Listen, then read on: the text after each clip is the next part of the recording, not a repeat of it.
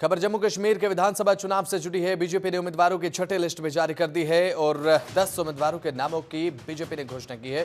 RS Pathania को ticket दिया गया है। उधमपुर पूर्व से चुनाव लड़ेंगे आरएस पठानिया। नसीर अहमद लोन बांदीपोरा से प्रत्याशी बनाए गए हैं। कठुआ से डॉक्टर भरत भूषण को बीजेपी ने उम्मीदवार बनाया है और मढ़ से सुखविंदर भगत को टिकट दिया गया है। हंदवाड़ा से गुलाम मोहम्मद मीर बीजेपी प्रत्याशी हैं और साथ ही करनाह से अगर बात करें तो इर्दिस करनाही को उम्मीदवार भारतीय जनता पार्टी ने बनाया है। सोनावारी से अब्दुल रशीद को प्रत्याशी बनाया गया है और विश्वनाथ से राजीव भगत बीजेपी प्रत्याशी बने हैं।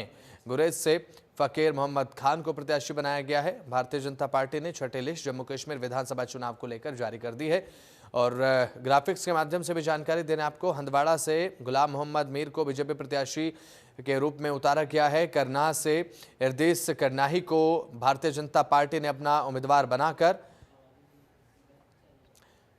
मैदान में उतार दिया।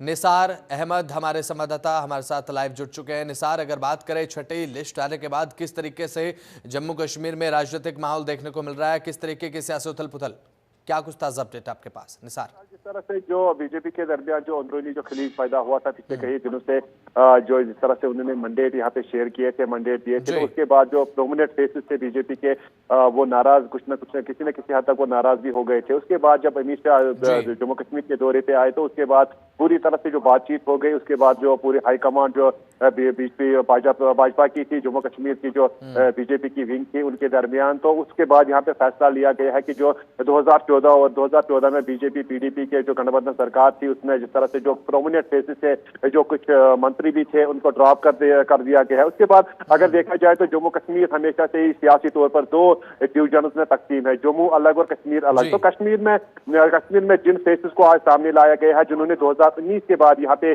काफी हद तक मेहनत भी की, काफी अपना एक पॉलिटिकल कैडर जो है मजबूत तौर बनाया है। खासकर अगर बात की जाए तो जिस तरह से गुलाम मोहम्मद मीर, जिसको हंदवाड़ा के जो मिनिस्टर से है वहां से टिकट दिया गया है, हंदवाड़ा में काफी प्रोमिनेंट फेस माना जाता है मुस्लिम अक्सरियत मेजॉरिटी में, और उनपे आज बीजेपी ने एक बार फिर भरोसा जताया है कि जिस तरह से उन्होंने 2019 से पहले भी वो भाजपा से मुंसलिक थे, जुड़े हुए थे, लेकिन उसको उतनी पहचान नहीं थी, साख्त नहीं थी। लेकिन 2019 के बाद वो अक्सर बेशतर सुर्खियों में रहते थे। उन्होंने काफी यहाँ पे सोशल वर्क भी किया, काफी डेवलपमेंटल कामों में भी उन्होंने अपना असर रसूल दिखाया। तो उसके बाद जिस तरह से सोनवारी से श्री अब्दुल रशीद खान, जिस पर अगर ये तजर्बा पाया जाता था कि कश्मीर में किसको मंडेट दिया जाएगा, श्री अब्दुल रशीद खान वो शख्स है जिन्होंने अगर देखा जाए तो हर वक्त यहाँ पे बीजेपी की साख संभाली है, बीजेपी को पूरी तरह से उन्होंने बीजेपी की जड़ें यहाँ पे मजबूत की है, तो वो भी किसी से कम नहीं है। तो यही अंदाजा लगाया जाता है कि वहाँ पे नेशनल कॉन्फ्रेंस और पीडीपी के जो कैंडिडेट्स है, उनको किसी न किसी हद तक जो अब्दुल रशीद खान है वो टक्कर दे सकते हैं, वो चैलेंज दे सकते हैं। श्री नसीर अहमद लोन जो